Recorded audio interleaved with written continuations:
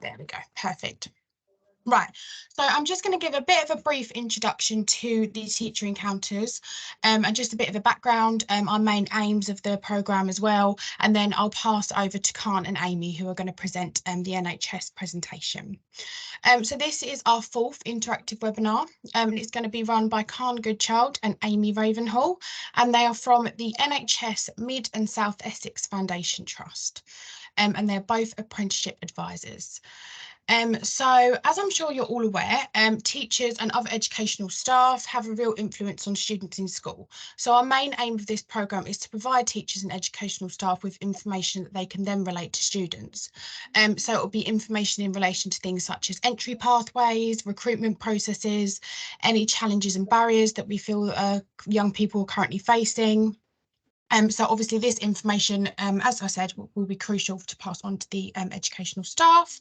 So it's a programme that's run nationally, and we've been lucky enough within the council to be able to fund this programme for our Essex. So the aim of the project is to provide these educational staff with more confidence and for them to be better informed when discussing future choices with students. So we have a variety of different organisations that are involved because we're aiming to gain interest from all different subject areas that all different teachers can kind of grasp onto any of the webinars that they wish to. So aside from the webinars that are taking place, we're also running something called careers carousels. So these will be held in school in person towards the end of April/May time. And then we've also got workplace visits which will be taking place, and that's towards the end of May/June time. And that will obviously give the attendees a proper hands-on approach to be able to see how the business works and be able to discuss things such as entry pathways. So all of these opportunities will be on our Eventbrite page, which everyone used to sign up. And we'll be adding more as we kind of agree more over time. So just keep your eye out and you can sign up to any of those on there. So there will be plenty of opportunities during the session for questions. So please do pop your hand up or just make note of the question, and then we will have time at the end to be able to come back to those. If anyone hasn't already put their name and their role in the chat, if you wouldn't mind just doing so, that would be great, just so I can pick that up at the end.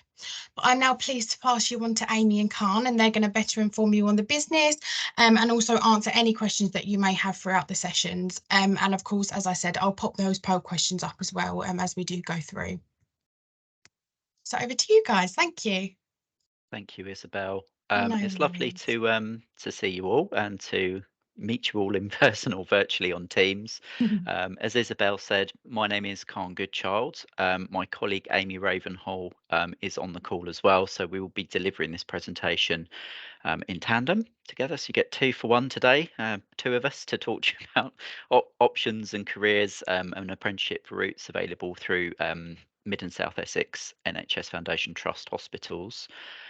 So the aim of today is to give you a bit of an exposure as to all of the routes that are available in terms of career progression pathways, routes in for students, for young people, what we do in terms of outreach as well. So we actually do quite a lot of careers events to support schools and to provide information and guidance to young people for routes in to the NHS and to healthcare careers.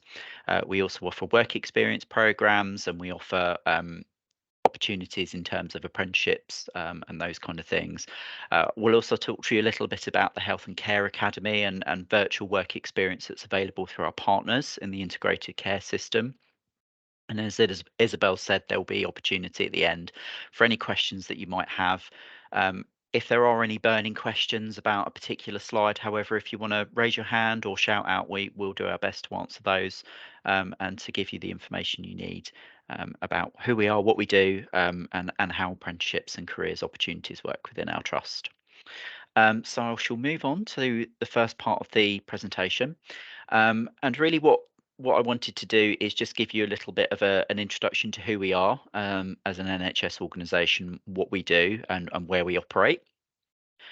So as I've already said, we work for Mid and South Essex NHS Foundation Trust. So what that means is we actually run the hospitals that are based at Basildon, Southend and Thurrock. Basildon, Southend and Broomfield, sorry, not Thurrock. So the trust is a relatively newly a merged organisation. So we came about as a result of a merger between the 3 hospital sites, from Chelmsford, Southend, and Basildon, back in 2020. So we're now actually one of the largest NHS acute hospital trusts in the country. I think we're the second or third largest now, NHS employer across the UK. So as you can see, we serve a population base of about 1.2 million people. And our aim, our corporate aim and ambition, is to deliver excellent local and specialist services care to patients, and improve the health and well-being of our patients and service users, and provide a vibrant place for staff to work and develop themselves. So I'm just going to play a little video for you all now. It's a few years old, but it was launched at the time that the organisation merged and became a new entity, and it just kind of captures a little bit about who we are and what we do. So if you just bear with me one moment, I will pull that up on the screen, and hopefully this will work, because I tried to use that embedded link earlier and it failed miserably. So I'm going to go to plan B and I'm going to actually show you the YouTube video on my web browser. So hopefully, I think this will work if I provide the right. If anybody can't hear this, if you just let me know, and I will try something else.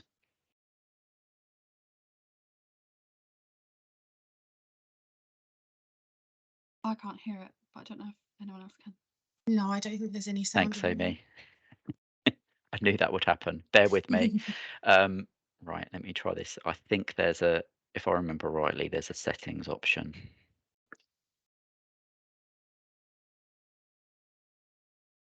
Sorry about this, everybody. Technical hitch. Speaker devices. Mirroring videos. And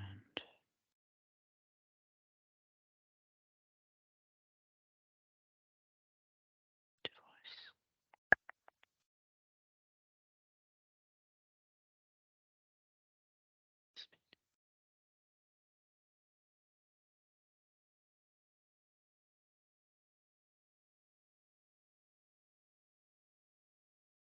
Okay, I'm going to try it again. If you can just shout out and let me know if this isn't working.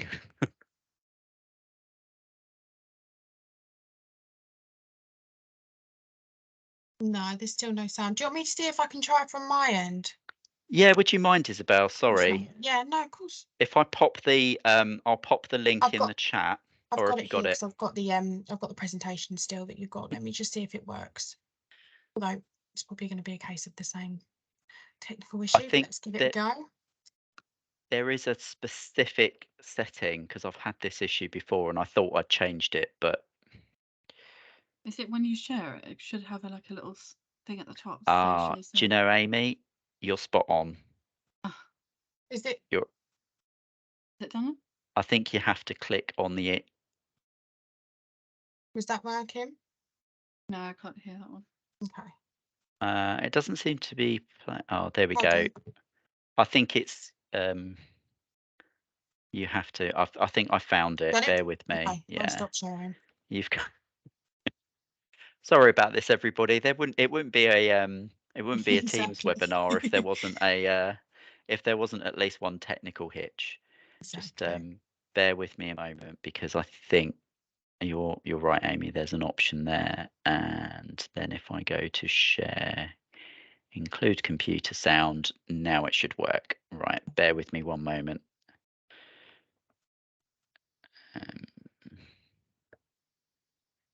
No, don't want that option.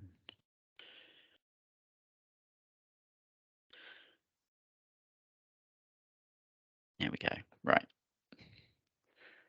Right. I'm going to keep my fingers crossed. If this doesn't work, just shout and we'll try something else.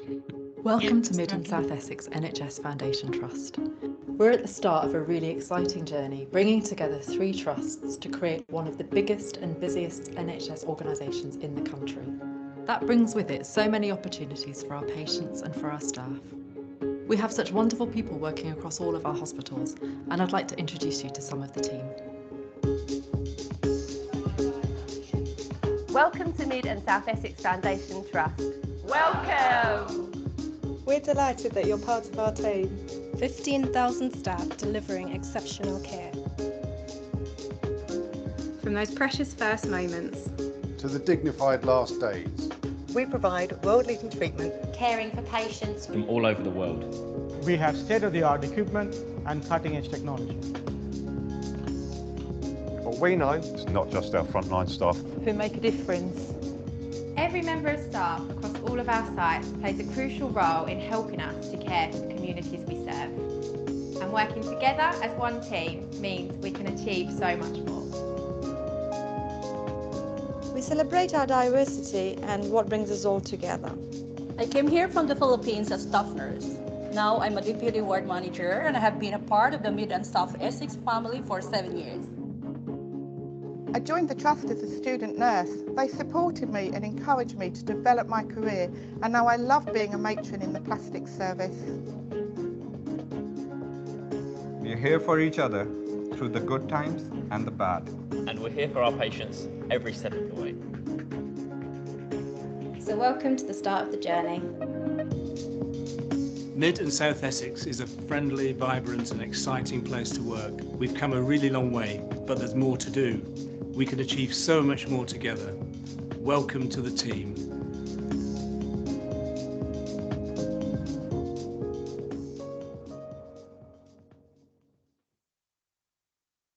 Okay, so hopefully that set the scene a little bit.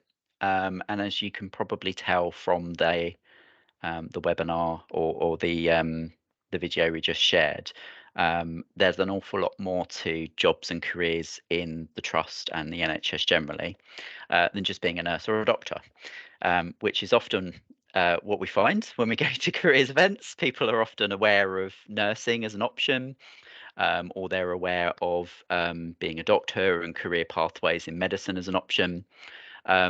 But they may not understand or they may not know about some of the other roles that are available, such as clinical support staff. So we have a huge workforce of healthcare support assistants.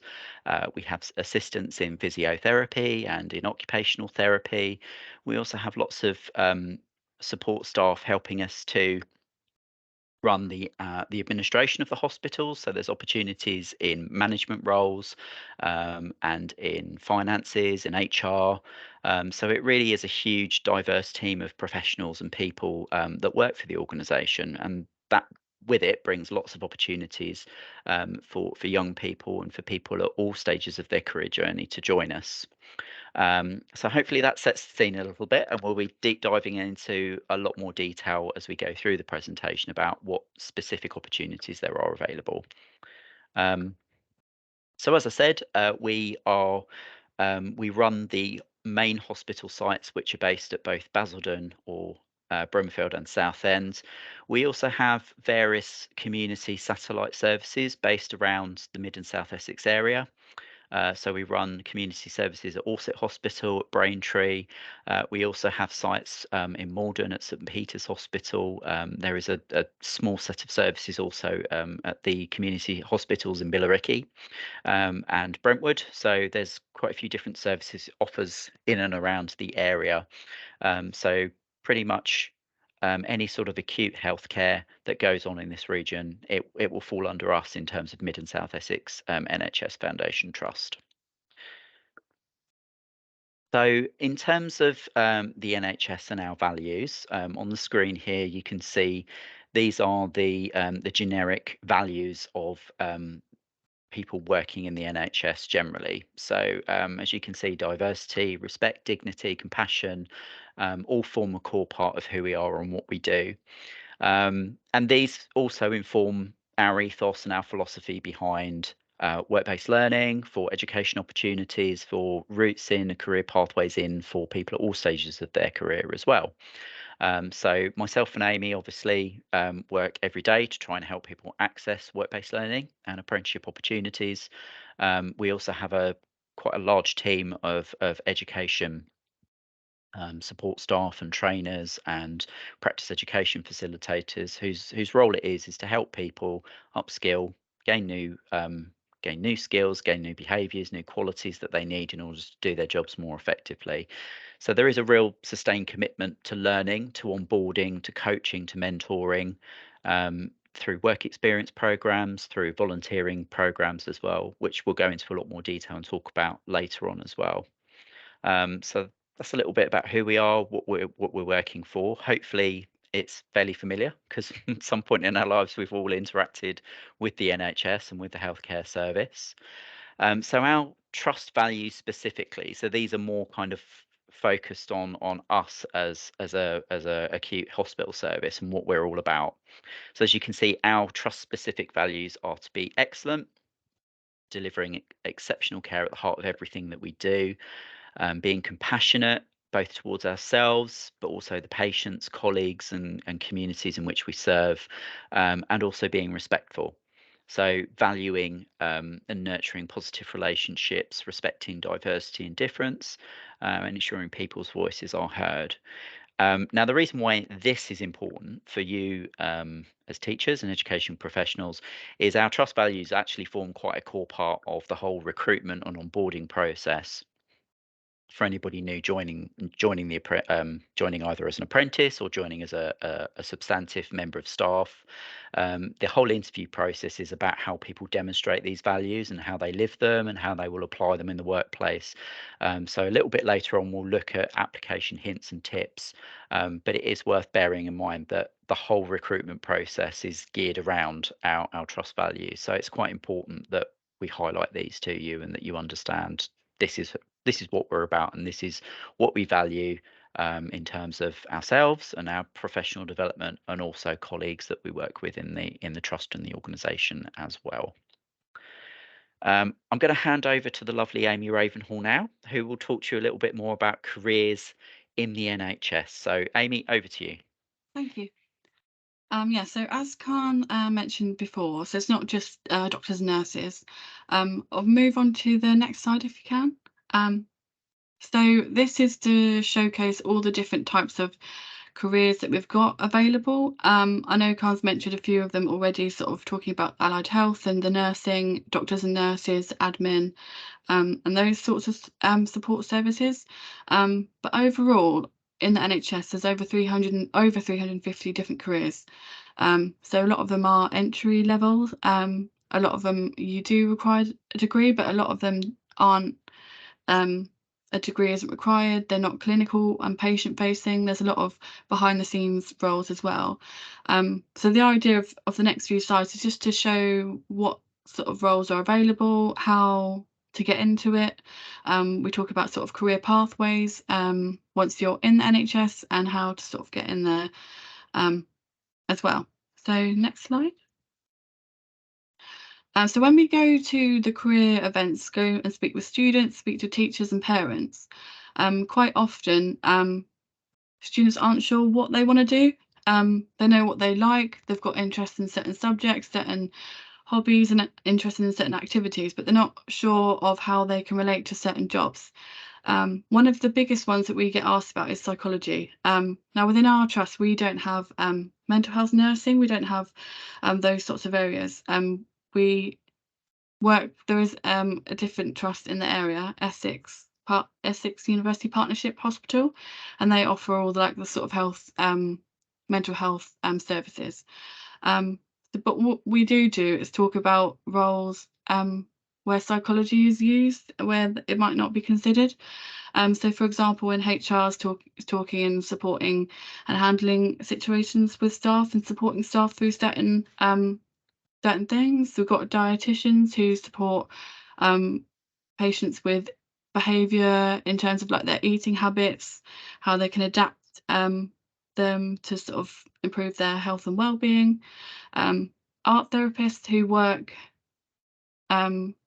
with patients to sort of express their feelings through art, so drawing, creating sculptures and stuff like that.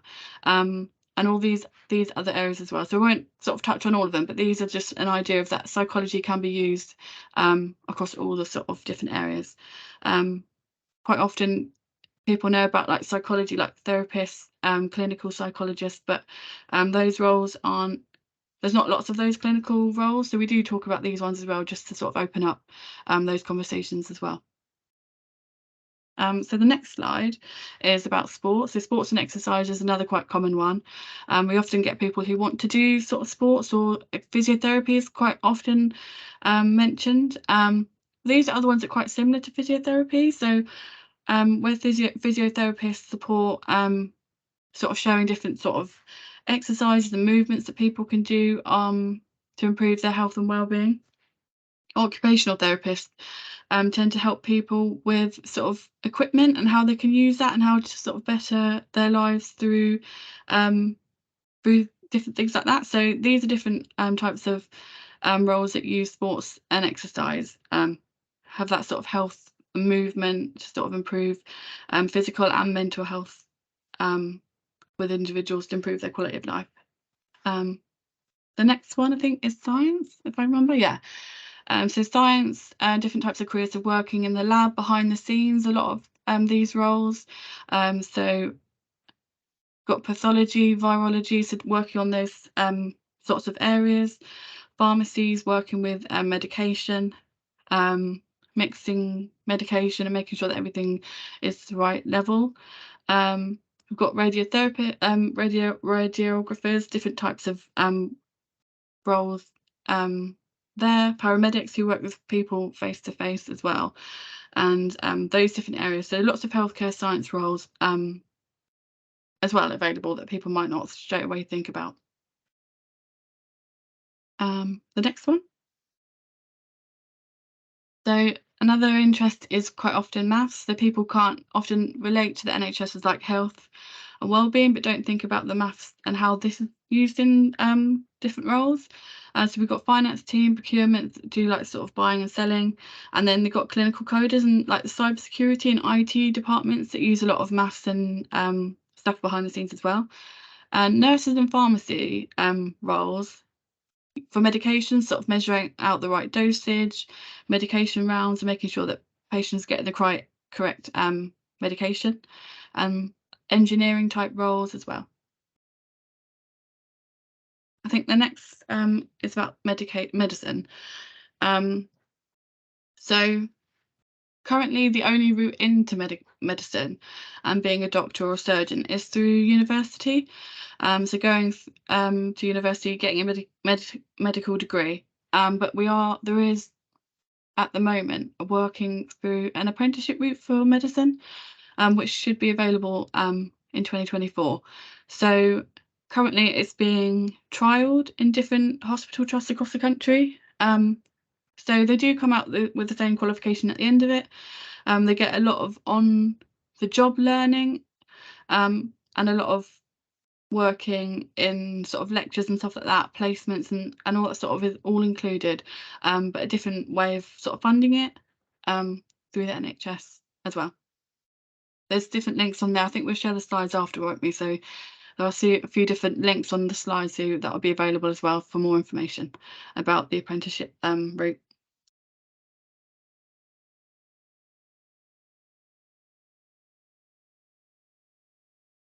Thanks, Amy.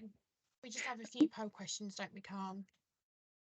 We do, yeah. So it's back to me now, I'm afraid. So I'm gonna now that Amy's set the scene in terms of career options that are available within the NHS and within our trust specifically, we're gonna have a little bit of a kind of ice-breaking session to discuss apprenticeships a little bit more detail. So you may or may not know much or anything about apprenticeships. So we're going to talk to you a little bit about how they work, why they work, specifically within our trust as an acute hospital. So the next few slides, we've got a few statements about apprenticeships. And what I'd like you to do is using the poll feature, if you can, hopefully it will pop up on the screen when we get to the slide. And I'd just like you to vote whether you think that this is more of a myth or more of a fact. So there's no right or wrong answers. It's just literally designed to gauge what you may or may not know. And we can obviously kind of give you some more information. We'll talk about it a little bit more detail. So I'll move on to the very first statement.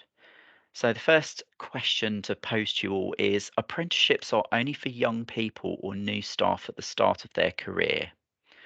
So do you think this is more of a myth or a fact?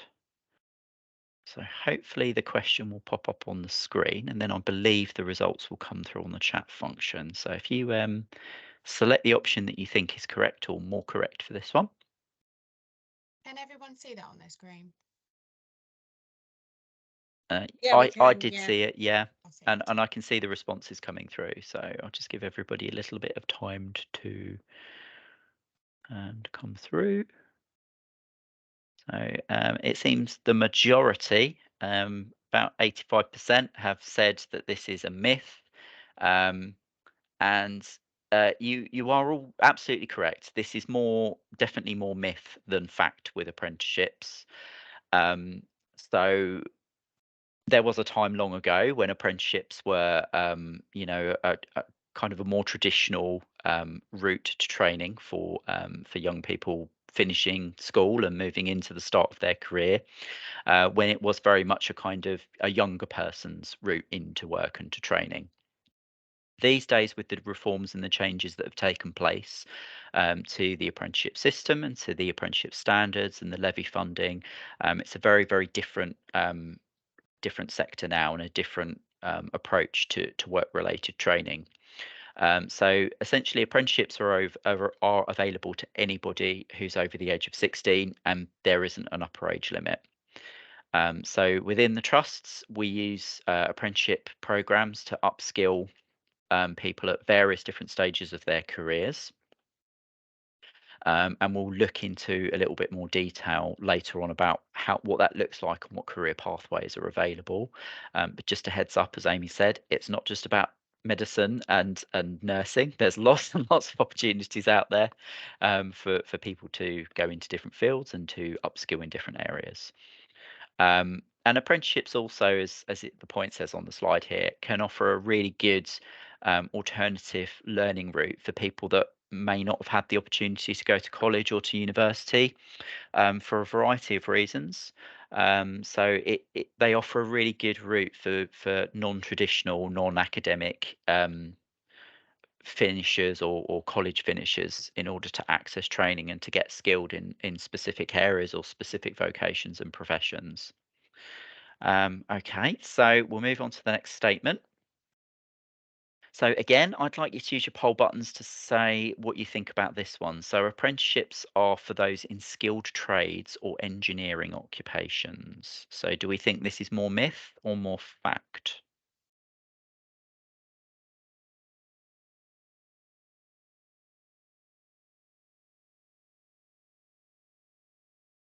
Let me just see if that one's come up. Isabel, I don't think it's come up on mine. Oh, sorry, just give me 1 second.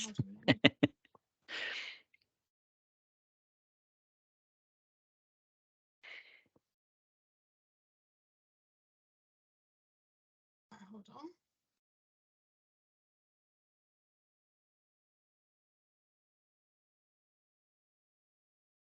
Hold on. I think it's come up now. Hopefully everyone can see that. Yes, can you see it all?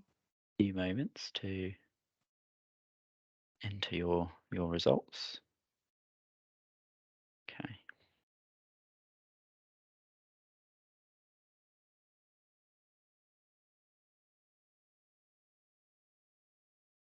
Okie dokies. So again, the majority of us have belief this is more of a myth than a fact.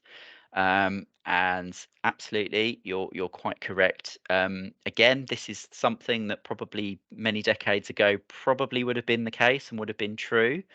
But these days, things are very, very different in the world of apprenticeships.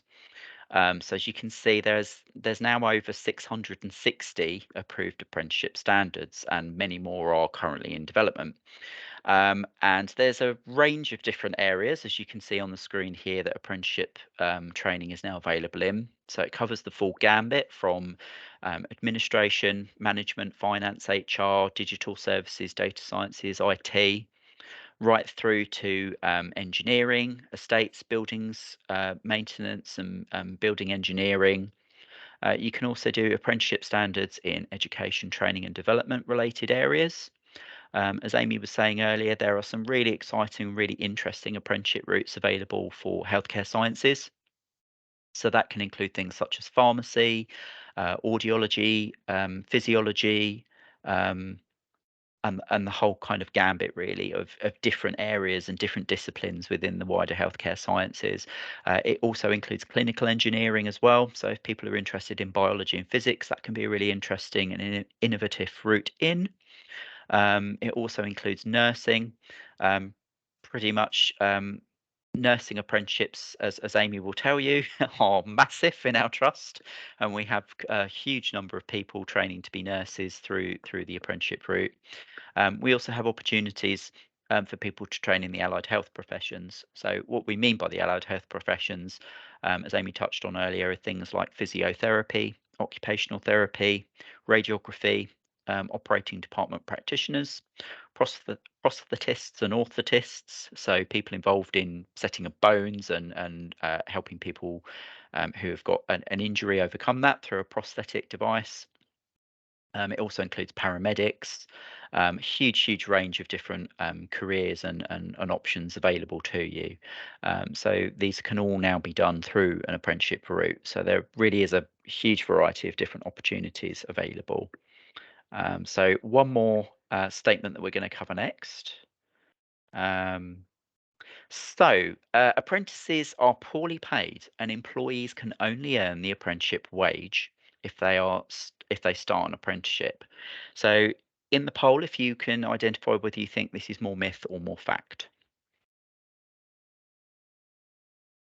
And I shall pull the chat up so I can see the responses.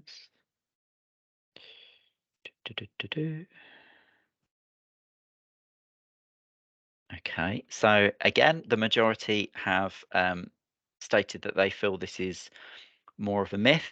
And again, this is true.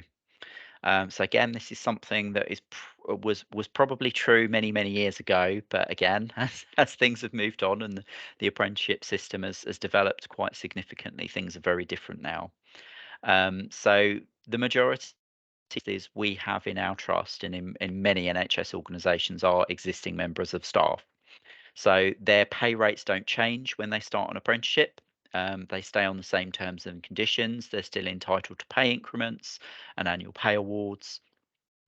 And we advise managers to work with the human resources department about how to what salaries are appropriate for young people to come in if they are going to pay the apprenticeship hourly rate, which does apply if somebody's coming in as an apprentice, depending on their age as well. So gone are the days where apprentices were seen as cheap labour to be used to make the tea, sweep up and do very little. How apprenticeships work now is apprentices have to demonstrate knowledge, skills and behaviours linked to various apprenticeship standards. And that's a very much a more hands-on approach to training, so they have to actually be evidencing real skills and real knowledges as part of their apprenticeship training, so that they're not simply taken on as poorly paid support workers or poorly paid support staff or trainees. They are thoroughly involved in the whole function of a particular role that they're being recruited into. So hopefully that's busted a few myths. You may have learned something from that, or you may have already been aware, but hopefully that's kind of filled in some gaps about apprenticeships and how they work. This slide is really just to give a very sort of brief overview as to what eligibility criteria that there are in order for people to access an apprenticeship opportunity. So most of this will be common to all apprentices and all organisations hiring apprenticeships, and some of it's more specific to us. So as you can see, one of the key ones is that somebody has to have lived in the UK for 3 years and be eligible to work in the UK. So they have to be, an apprentice has to be employed either on a full-time substantive basis or for a fixed term basis for the duration of the programme. So if somebody is joining us as an apprentice on an apprentice contract, It will usually be fixed term for the duration of that training program. So they will be employed to complete their program and to complete their apprenticeship. In the majority of cases, most apprentices who've completed the program then move on to a substantive role, or they'll have the opportunity to apply for one if there isn't one in the department that's taken them on. But it is a kind of a recognised route to train to get a foothold in the NHS and find a role within the organisation. So in order to do an apprenticeship, you have to be employed for a set number of hours. Now on the screen here, we've put 30. That isn't strictly true. There are lots of caveats around how many hours somebody has to be employed for. But generally, as a rule of thumb, somebody needs to be doing around 30 hours a week. Certainly, if an apprenticeship contract goes out and is advertised, it will have the correct number of hours to factor in what's called off-the-job training. So part of an apprenticeship opportunity involves the learner being released from their contracted hours to engage in their actual learning. And so that is called off-the-job training. So that equates to about 20% of their contracted hours. If it's 30 hours or more, it averages out to around 6 hours a week. If somebody wants to do a nursing related program, they have to be working a minimum of 30 hours or more, and that's to do with the way that the programs are run and the training providers that we use, the higher education training providers, and also how the departments roster in and rota in these individuals. So there's a few caveats around hours. Somebody has to hold or be willing to work towards level 2 English and maths qualifications. So that would obviously be a GCSE at grades 9 to 4, or as was A star to C grade. If a learner or an apprentice doesn't hold that, they have to work towards functional skills equivalent qualifications as part of their apprenticeship program. So the training providers who deliver the vocational learning will build in learning elements related to the functional skills equivalent. So they have to pass that or work towards passing it by the time they've completed their apprenticeship. The apprenticeship obviously has to be relevant to the role that they're employed to do and will be supported by the line manager. So the line manager gets far more actively involved in an apprenticeship qualification than, say, if somebody goes off to college or they choose to do a course self-funded at a college or a university. So the line manager attends what's called tripartite reviews. So once the learner's on program, they have meetings with the training provider and the learner to check their progress, identify any barriers to help them kind of get around those barriers. So it might be that the manager assists the apprentice to do some work shadowing, to learn elements of the knowledge, skills and behaviours linked to the apprenticeship standard that they may not be able to do without the manager's support. So the manager and the employer is far more actively involved in an apprenticeship program than, say, a standalone course at a college or a university. And the last point there is the apprenticeship has to offer what's called substantial new learning. So what's meant by that statement is somebody can't repeat learning that they've already done. So a good example of that might be if somebody's already got a degree in leadership or in management, they can't then do an apprenticeship at the same level in the same subject. So they can't redo a degree in leadership if they've already got a degree in leadership. But again, that will all form part of the recruitment process and the onboarding process and matching somebody to a relevant apprenticeship standard. So hopefully that fills in some gaps about apprenticeships and how they work, why they work. I'm going to hand back to Amy, and Amy will talk to you a little bit more about how these apprenticeships actually work within our trust and what specific opportunities there are available. Thank you. Okay, so we have lots of different apprenticeship opportunities in our trust. We've also put together some career pathways, so starting from a lower level apprenticeship and then working towards a higher level apprenticeship and changing like your roles once you've completed each level. So these are some of the different areas where we offer apprenticeships within the trust. So we've got nursing, midwifery, catering, IET, physiotherapy, business admin, leadership, estates and facilities, finance and accounting, pharmacy and education as well. So the next slide, we've got some stats about our apprenticeship. So we've currently got 481 apprentices, and these apprentices are on 36 different pathways and different programs across the trust. So we offer all the different levels of apprenticeship, so from level 2, which is equivalent to GCSE level, and then up to level 7, which is equivalent to a master's degree. We work with over 40 different training providers in the universities. So the training providers deliver the theory aspects of the programme, and then the apprentices put that into practice and develop more skills, knowledge, behaviours in their role with a mentor and line manager. So between 2020 and 2022, 314 apprentices completed their apprenticeship successfully. And Khan's already mentioned about the off-the-job learning. So this is 20%, and it's capped at 30 hours per week contract. So anyone above that, so if anyone's on a 40-hour contract, they'll still have that minimum. That's 20% of 30. So yeah, the next, I think, is going on to the career pathways.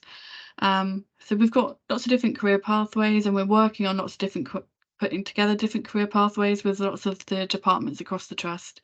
Our biggest one is the nursing career pathway. So this is supporting our healthcare support workers, those that want to progress and work towards becoming a registered nurse. And this is the sort of program that we offer. So I'll talk through a little bit about it for you today. So all the healthcare support workers have to have worked within the trust in the healthcare support worker role for at least 6 months before starting the nursing career pathway. This is to make sure that they've got the right experiences, and during that time period they complete as well their care certificate. And if they've not completed level 2 English and maths, we support them to get that through functional skills as well. So once they're a healthcare support worker, and we do encourage so students, when we're talking to students, if they're interested in becoming a nurse, to get some work experience or volunteering in the NHS or within care homes in the area, and just getting that experience to help them get that first HCA role. And then once they're in that position, they can access this once they've got that experience, 6 months experience. So typically, we've got the level 2s and 3 healthcare support workers. So this is to help those that are very new to healthcare support worker role, that haven't had a previous experience, to get the level 2 or level 3 qualification. Most of our healthcare assistants do start at the level 5, which is a trainee nursing associate apprenticeship. So that's a level 5 is a 2-year programme, and they they start as a HCA, and then once they've finished, they become a nursing associate, and they get an NMC pin and can work as a healthcare associate in a band 4 role if that's where they choose to progress to, and they want to stop. That's no problem at all. But if they want to continue and they want to develop to the registered nurse, they could do the top-up programme, which is the 2-year level 6 programme, and then on successful completion they'll be a registered nurse in that area. So this slide just shows a few of the other career pathways that we offer: occupational therapy, leadership management, and the operating department practitioner career pathways.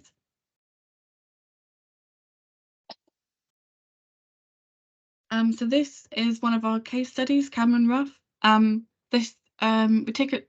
We particularly like to use this case study because Cameron's completed a few different apprenticeships with us, and it's also it's one of our non-clinical routes.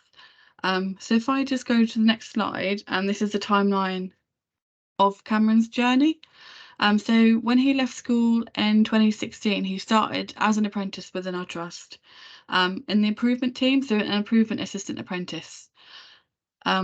Within that role and in that team, he completed level 2 and level 3 business admin, and this was over a period of 3 years. And then during the COVID-19 pandemic, lots of different teams moved across the trust to support different areas where required. So Cameron did work in lots of different areas, and during that time he found that he enjoyed working in the IT department and got an apprenticeship as a desktop apprentice in summer 2020. He is currently a project support officer in the cybersecurity team. So when he completed his desktop level apprenticeship, he moved to the level 3 cybersecurity. And he is currently now looking at options for further development through apprenticeships and work-based learning, and sort of a level 4 options that we've got at the moment. So putting a cohort together for the cybersecurity team at the moment is what we're doing. So I think this is going on about the criteria again, which we've talked about before. we have. I'll move on, as I think this was back over to me. Thanks, Amy. So I won't go back over the eligibility criteria because we've already covered that. But hopefully that's all clear about how the pathways work and how people come on board, etc. I think it's also important to say that, as I've kind of alluded to, that we don't, although we would like to offer more direct apprenticeship vacancies to allow and enable somebody to come straight in as an apprentice. We don't currently have like a pipeline or a regular cycle of apprenticeship routes in or vacancies in. So if somebody is interested in joining us as an apprentice, or they would like to do an apprenticeship opportunity, they would need to look at our vacancy page and to see how that works and where things will be advertised. What I can do in the chat is put a link to where that is. So all of our opportunities will be advertised externally. So anybody who's interested can sign up for job alerts and to see what apprenticeship opportunities are available. So they will be advertised externally, the same as any other job would be, and people will apply to do that role. However, most of the routes in are for people, if somebody say wants to do a nursing apprenticeship or they are interested in being a physiotherapist, what we strongly encourage young people or learners to do is to look at roles such as an entry-level healthcare assistant role if it's nursing, as Amy was saying, or an entry-level therapy assistant role if they're interested in physiotherapy or occupational therapy or speech and language therapy specifically. Once somebody's got a foot in the door and they've passed their probation, they can then discuss with their line manager options to access all of these apprenticeship opportunities. So that's the kind of the majority route into accessing certainly like the higher level, the degree level apprenticeship routes is you find the clinical support role first, and then once you've passed your probationary period, which is usually 6 months, discuss with the manager how to access the degree level apprenticeship. So you've got that route to train to be a qualified nurse, a qualified physio, a qualified occupational therapist, etc. So that's generally the advice that we give people. As Amy touched upon about functional skills, if a learner hasn't achieved GCSE maths or English at a minimum grade 4, or as was a C grade, we support them to do English and maths functional skills. So they can either do that alongside an apprenticeship, but we also have links with local college providers, local further education college providers who will support people to do that standalone. So again, if somebody joins us as a trainee healthcare assistant or as a trainee therapy assistant, for example, and they don't have maths and English, even before their probationary period ends, we can enable them to access these programs through partner colleges so that they can work towards achieving that before they start an apprenticeship route. And certainly for any of the degree level apprenticeships, they will need to hold those level 2s in English and maths as an absolute minimum in order to access those degree level apprenticeships. Usually there are some caveats to that, but generally that's what the requirement is, certainly for the nursing pathway and for the allied health profession pathway. So any clinical pathways, they will need to have those maths and English qualifications. So how are all these lovely programs funded? So we have an apprenticeship levy. So all employers with a payroll over a certain limit have to put a percentage of their monthly payroll into a levy account. That money is treated as public funds. it is ring fenced, and it can only be used by us as an organisation to access apprenticeship training. So it can't be used to pay for anything else. If that funding isn't used within 2 years of that money going into the levy account, it gets sent back to the government. So we have every incentive to want to use this money. It's not that we it comes out of another pot of money, another budget. It is literally ring fenced for apprenticeships. So that means that the learner isn't having to get into any debt. They don't have to take out a student loan or an advanced learner loan. They're not tied in to staying with the trust for 5 years. As I say, it's treated as public funding. So they will obviously have appraisals and reviews with their manager to discuss their development and onboarding, but they're not tied in for years and years of work with the trust if that's something that they're not interested in once they've qualified. How most of the programs work is the training providers will they'll go onto a college or university campus 1 day a week, and then the rest of their training, their learning will be essentially on the job, and they'll have support from a line manager, from a workplace coach potentially. So it's a much more hands-on approach to learning than it is going and studying full-time formally or academically through a college or university. And as it says there, although it's a little bit of a cheesy line, you can earn whilst you learn, which obviously is not so easy if you're going down the full-time academic student route. This little slide, as I was saying earlier, kind of highlights what we were saying about the application process and how it works. So unfortunately, we don't have a cornucopia of apprenticeships to dish out every year. Amy and I wish we did, but that's not how it works, unfortunately. So the established route, as I say, is for interested individuals or interested learners to check our vacancy pages, to have a look at what jobs are being advertised. So sometimes routes for an apprentice will be put out and advertised. As the case study with Cameron Ruff showed you, a lot of those apprenticeship roles that are advertised are generally for the non-clinical support workers. So we do have apprenticeship opportunities that are advertised reasonably regularly for business administration, for IT support, desktop support, for cybersecurity, for those areas. Pharmacy as well is another area where an pharmacy apprenticeship will sometimes be available.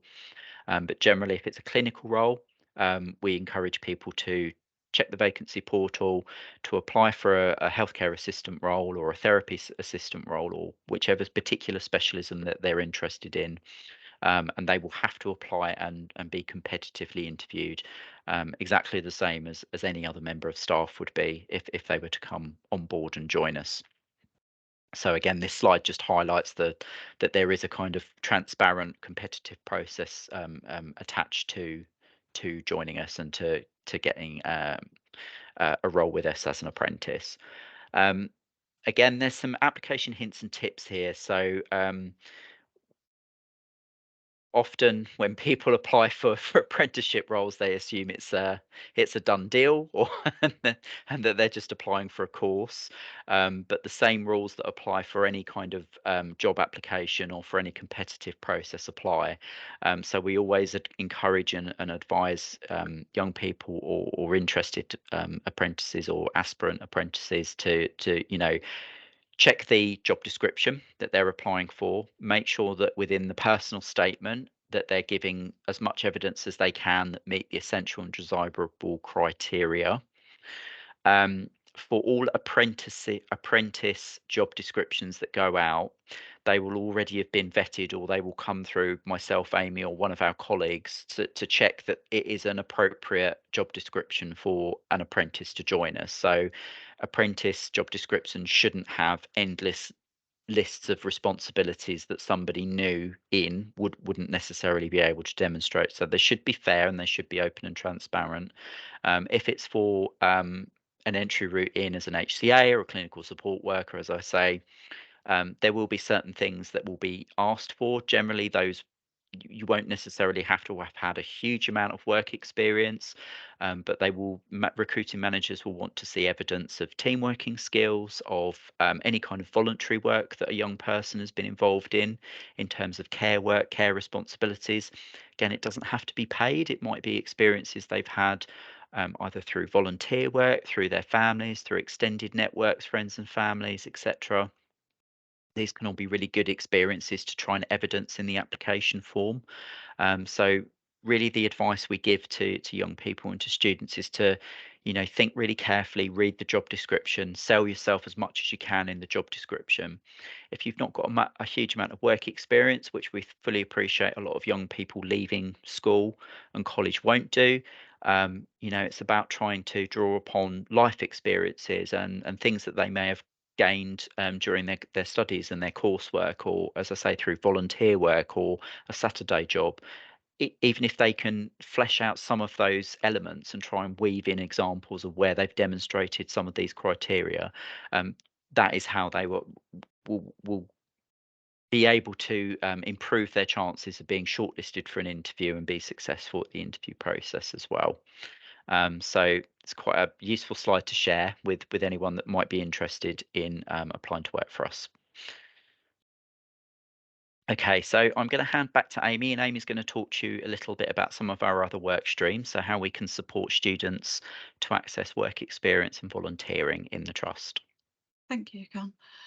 Yeah, so we definitely encourage and welcome students to work experience and volunteering opportunities. So lots of different hospital environments that these students can work in, so clinical and non-clinical roles that we offer as well for work experience. There is no age restriction for non-clinical work experience, so like business administration, working in the HR team or finance team and getting sort of work experience there. For clinical areas, there is an age limit, so you need to be 17 for all clinical areas, and for the midwifery work experience areas, it's 18 years old. I think we've got the next slide just talking about a little bit about sort of work experience that we've had across the pandemic. So during the pandemic, we did have to stop work experience a little bit because we weren't able to accept certain people in at certain points of time. So to limit the amount of people to stop the sort of spread of COVID. But we were able to support 374 people in different work experience placements during the pandemic, and these are just highlighting the 2022 placements across all the different sites within our trust. So placements included sort of nursing, digital, finance teams, physiotherapy, estates and facilities, and all sorts of different areas. So this slide just talks a little bit about volunteering. So volunteers are typically longer term placements. So work experience is usually for a week or two, or maybe a couple of days. But volunteering,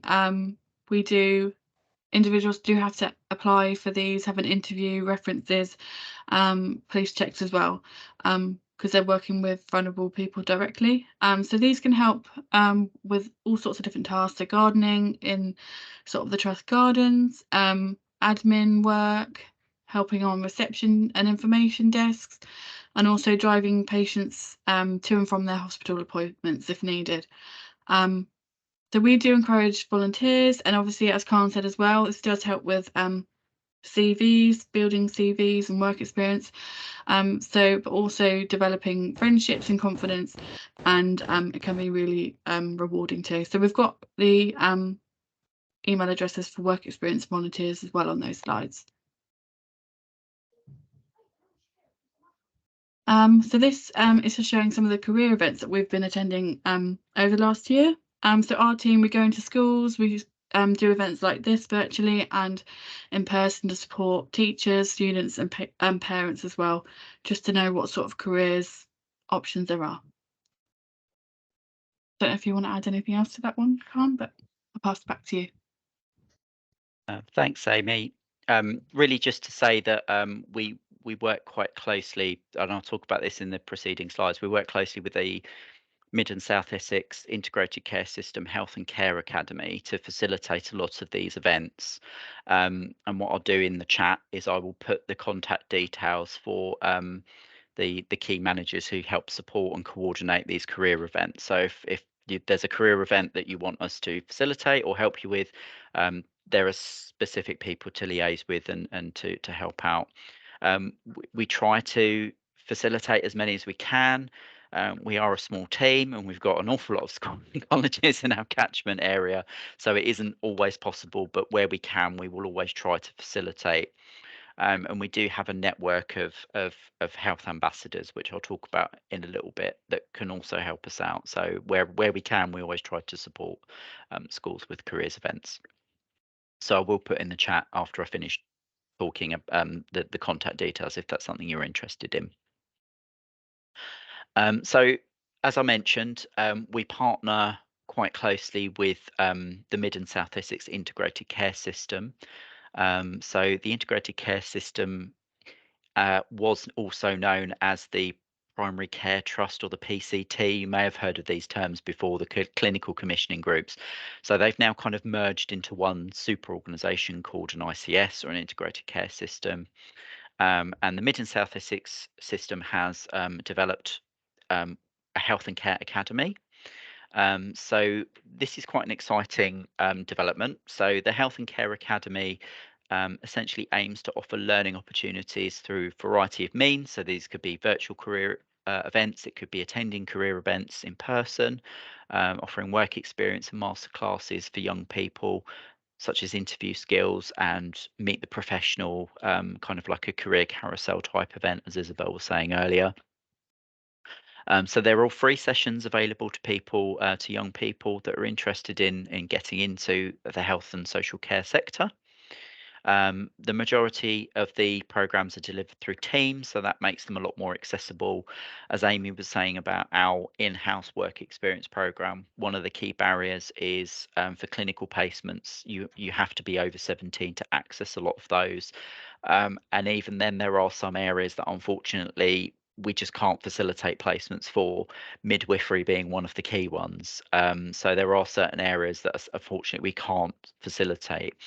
So the Health and Care Academy, through these virtual schemes and these virtual programs, offers young people a chance to actually interact with professions from those areas that might otherwise be inaccessible, so that they can learn a little bit more about it, ask questions, do some kind of virtual insight events, etc. And there's a website address there for you to go and have a little bit more of a deep dive in and explore what options are available through the Health and Care Academy. In the next few slides, I'll talk to you a little bit in overview as to some of the options that they have available. And they are actually quite, I think they're really exciting and innovative, certainly compared to what a lot of sectors offer in terms of work experience and opportunities for young people. So as I said in when we was talking about work experience, alongside myself, Amy, and colleagues within our team who deal with apprenticeships, and our colleagues who run the Health and Care Academy, we also have a few volunteers who are essentially they're members of the NHS who volunteer as what's called a health and care ambassador. So their role is to go into schools, colleges, job centres to talk about their role in the healthcare service, how they accessed it, how they find it, and make the bring some of these careers that we've talked about to life, essentially. So it gives young people and potential job applicants or potential apprentices an opportunity to learn a little bit more about what a career in the NHS is all about and what some of these roles are really like on a day-to-day basis. So as I say, we do attend local schools and colleges and job centres to help individuals. We've got lots of career resources that we bring along and share. We try to make them as interactive as possible and provide good, high quality information, advice and guidance about roles and jobs in the NHS. We can talk to them about anything, whether it's about an acute hospital sector, but we can also talk to them about careers in mental health and the wider health and social care sector as well, if that's something that's of interest. So on this slide here, there's a few some further details about some of the specific virtual programs that the Health and Care Academy offer. So as I say, they do some work with some NEETs, not in education, employment or training, for 16 to 25-year-olds or 18 to 25-year-olds. They also run virtual programs for anybody sort of over the age of 14 as well, where they can do meet the professional, meet the physio, talk to them, meet the doctor, talk to them about their jobs, what's a typical day, how they got into those professions as well. So these are really valuable enrichment opportunities and career resources that you can tap into, and you can signpost your students and your learners to. If they're thinking about jobs in health or jobs in sciences, as Amy alluded to on some of the previous slides, I think one of the things we find when we go into schools is that very few people understand jobs outside of being a nurse or a doctor in the NHS, and they certainly don't really think about jobs in management, business administration, finance, HR. The reality is the NHS is one of the UK's biggest employers, and we probably have more opportunities for non-clinical roles than many of the other organisations do. Again, in terms of opportunities, there are a huge number of opportunities and lots of vacancies for some of the allied health professions as well as nursing. So things like radiography, we're desperately short of, for example. Occupational therapy, we're short of therapists, and I think sometimes these opportunities just make these careers a little bit more real, so that young people actually know that these exist. And say, for example, if they're interested in psychology, there's a lot they can do with that that's not just being called a psychologist, or being a therapist. You know, psychology is used in a huge variety of other jobs, such as like therapeutic radiography, as Amy said, dietetics. Occupational therapy is primarily a social science with some biology applied to it. So there's a huge range of options out there for young people and learners to access. And some of these platforms are really, really useful to give that context to, I really like studying A level X, what can I do with it, and who can I talk to learn a little bit more about how it's applied and how it's useful. So the Health and Care Academy also offer a really good careers website and platform, as I say, where they can access some of this information. It's a bit of a one-stop shop. There's also links on there to the various apprenticeship resources, so they can explore routes into some of these professions outside of full-time academic study. So it's a really, really good, useful resource to tap into. And this just highlights that there is an upcoming Careers Expo event on the 3rd of July, which will be hosted at Anglia Ruskin University. So I believe that you can, schools, you can nominate a set number of students to attend if that's something that you're interested in. And there's a link here to the Eventbrite portal by which you can sign up to allow, I think it's a maximum of one minibus of students to attend. If you're not already aware of it, it's a really good opportunity. I believe, Amy, we're due to be there ourselves, aren't we? We're going to be there. Yeah, we'll be there. So cool. So you can interact with us as well. Colleagues from the wider Health and Care Academy will be at the event as well. But if you're not able to, again, what I'll do is I'll post in the chat the contact details to reach out to us if you want us to attend a careers event. If there isn't an option to attend this particular event. So we're reaching the end of our little deep dive and exploration of all things work-based learning, apprenticeships, work experience, volunteering in the trust and the NHS widely. On the screen here, you'll see all of the the contact information that we was talking about earlier. So if you're interested in work experience specifically for a young person, the email address on the screen there's a dedicated inbox that the queries can go to. For school and college career events, as we say, Amy and I's manager, Kate Merritt, deals with the career events, schedule of events, and the events that we facilitate and attend. So you can reach out directly to Kate if you'd like us to come and attend one of your career events in the school or the college. And if you'd like to learn more about the Health and Care Academy, there's an email address there that you can reach out to, or you can signpost young people to if they're interested in some of those virtual career events that we mentioned earlier. The top email address is to come to us about apprenticeships specifically. We can give some, as we say, general advice and guidance to young people about different apprenticeship routes. But as I say, unfortunately, we don't have a rolling program where we take on 50 apprentices every year. So it will be that we will be signposting them to the relevant vacancy boards and giving them some general advice about how to access these roles and apprenticeships more generally.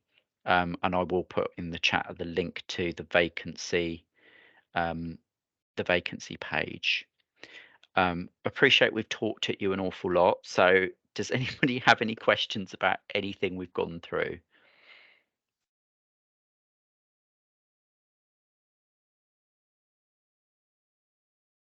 Okay, I can see someone's popped in the chat here. I think it's Olivia. So would a degree of apprenticeship be available to become an art therapist?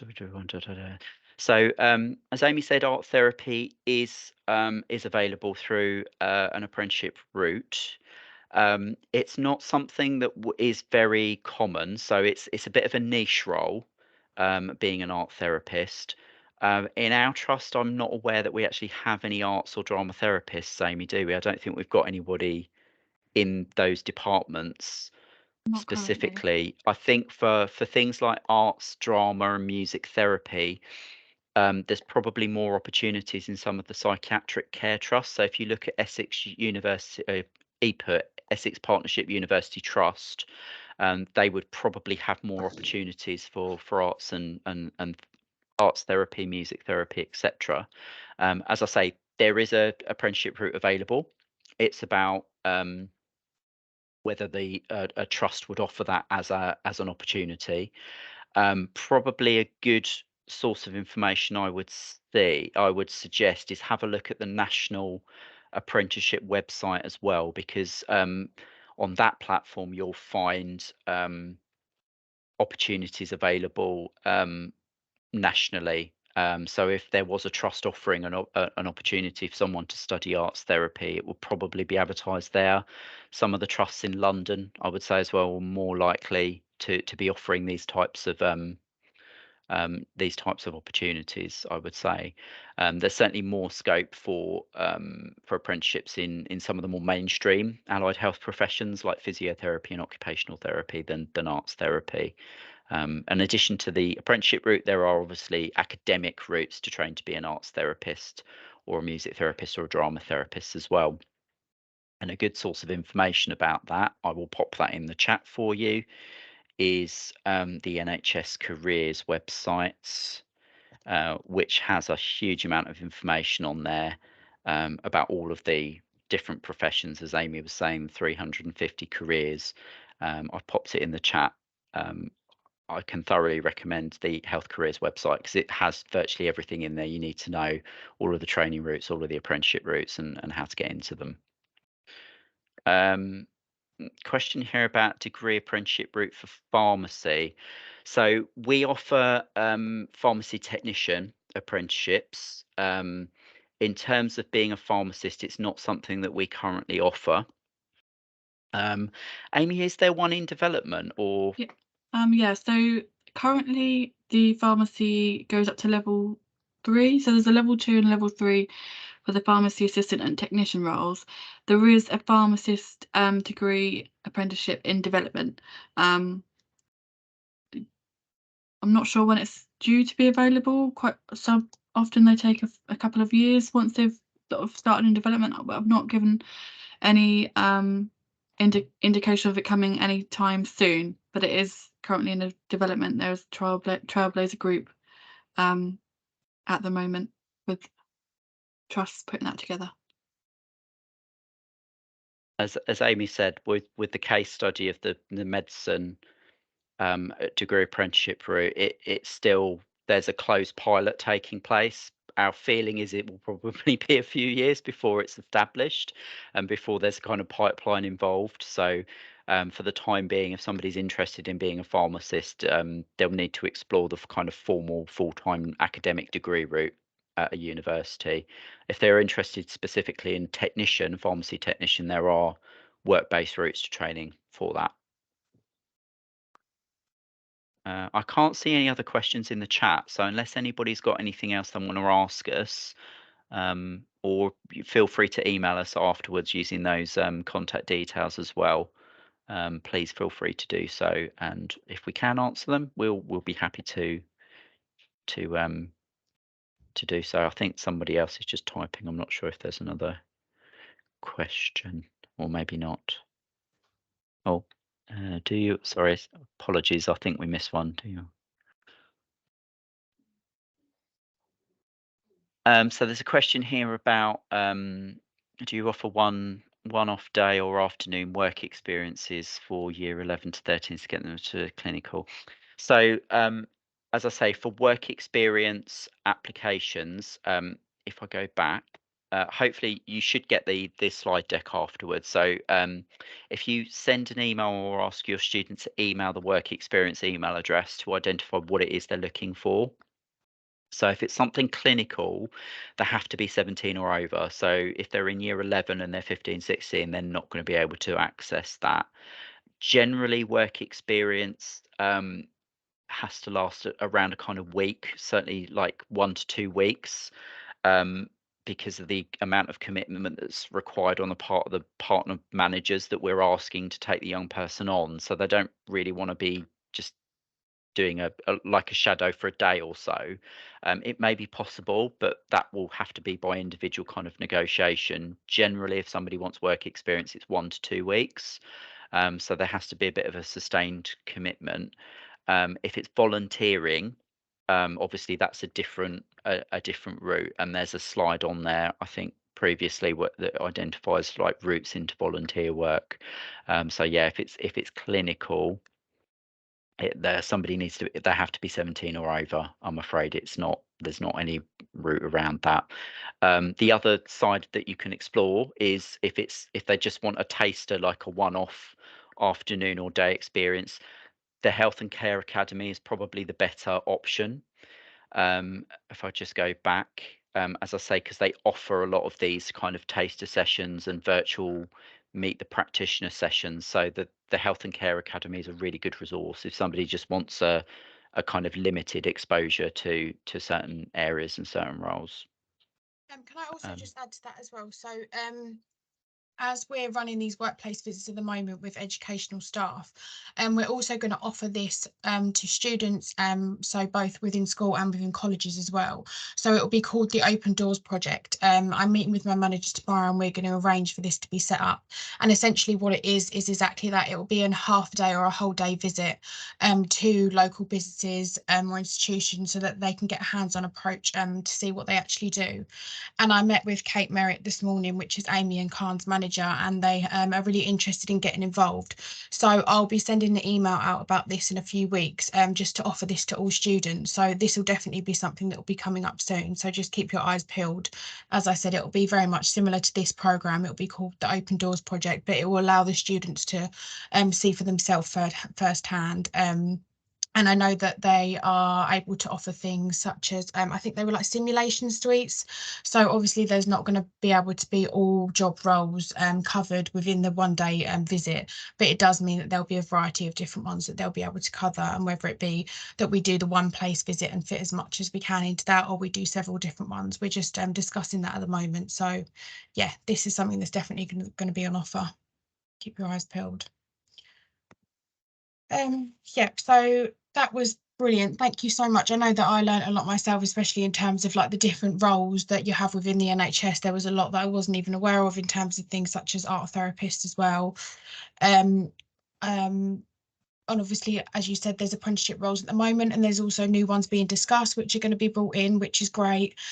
All of this information, and obviously Khan and Amy, if you're happy for me to do so, to share this presentation after, I can send it out in an email to everyone after, so you're able to have all of these email addresses and the links over to the pages, and then these can be shared to the students as well, because it's really informative PowerPoint. So thank you for that. That would be great. Yeah, Does no anyone worries. have, lovely, thank you. Does anyone have any final questions before I begin to wrap everything up?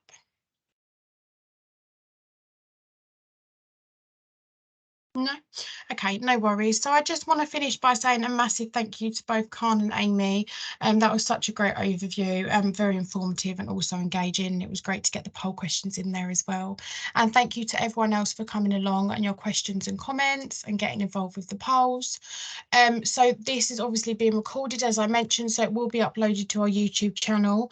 After this, I will send out an email with just all relevant information involved. I'll include the PowerPoint. So as I said, you'll have the links to everything, and you can also rewatch this video as well and rewatch any of the other webinars that have taken place so far.